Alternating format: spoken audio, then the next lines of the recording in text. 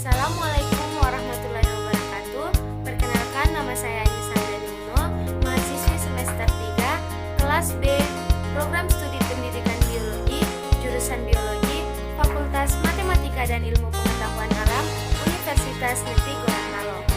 Pada kesempatan kali ini, saya akan mengerjakan dan menjelaskan tugas reproduksi tumbuhan, mata kuliah struktur perkembangan tumbuhan buah yang diampu oleh dosen pengampu Ibu Prof. Dr. Nofri Yola Handoangko, MP. Reproduksi dan asal sporofit. Siklus hidup tumbuhan vaskular dapat diringkas sebagai berikut. Sporofit menghasilkan sel khusus yang disebut sporofit, yang menjalani produksi meiosis spora haploid. Spora berkecambah untuk membentuk gametofit. Di dalamnya gamet diproduksi.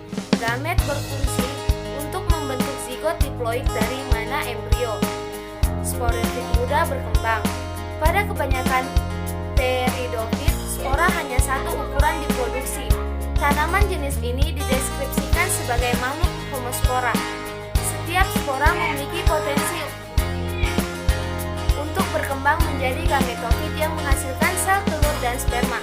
Sebaliknya, sporofit dari beberapa pteridofit dan semua tumbuhan berbiji menghasilkan spora dua ukuran dengan potensi yang berbeda, yang disebut mikrospora dan megaspora atau heterospora. Mikrospora berkembang menjadi gametofit yang menghasilkan sperma, dan megaspora berkembang menjadi gametofit yang menghasilkan sel telur. Reproduksi di Gymnospermae. Reproduksi pada Gymnospermae dan Angiospermae pada dasarnya serupa. Terdapat beberapa perbedaan utama, termasuk lokasi pada sporofit ovula yang mengandung megasporanya, di mana megaspora dan akhirnya sel telur diproduksi. Reproduksi dalam Angiospermae. Meskipun terdiri dari lebih sedikit bagian komponen daripada kerucut kebanyakan Gymnospermae, bagian tersebut biasanya dikelompokkan dalam lingkaran atau spiral dangkal, lebih terspesialisasi tinggi, dan masing-masing telah berevolusi dengan fungsi yang spesifik. Di bawah ini merupakan dokumentasi dari reproduksi dalam Angiospermae. Gambar di samping ini merupakan gambar dari perkembangan embrio di Angiospermae.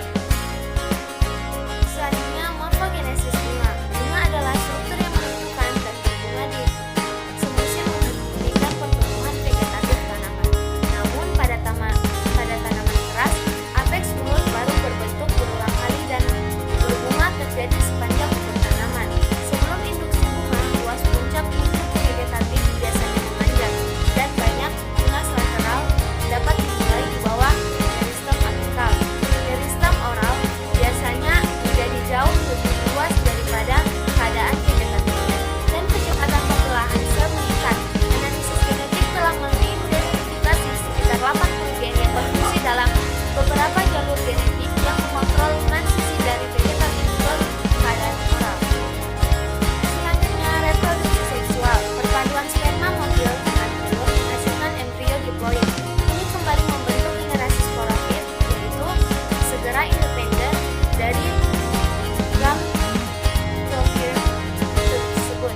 Tanaman berbiji heterospora dan tidak menunjukkan generasi gametophyte yang hidup bebas. Dalam Gymnospermae, megaspora haploid tunggal matang untuk membentuk kantung embrio pada wanita telanjang bakal biji. Megaspora ini dibentuk oleh parameiosis dari sel induk tunggal. Spora sel induk terletak di nukleus diploid atau megasporangium. Hanya 1 dari 4 spora rhizogram yang matang, sedangkan yang lainnya batal. Baik kantung embrio dan nucleus diapit dalam sebuah integumen, dan struktur ini secara kolektif membentuk bakal biji yang dipertahankan di pohon. Terima kasih. Itulah tadi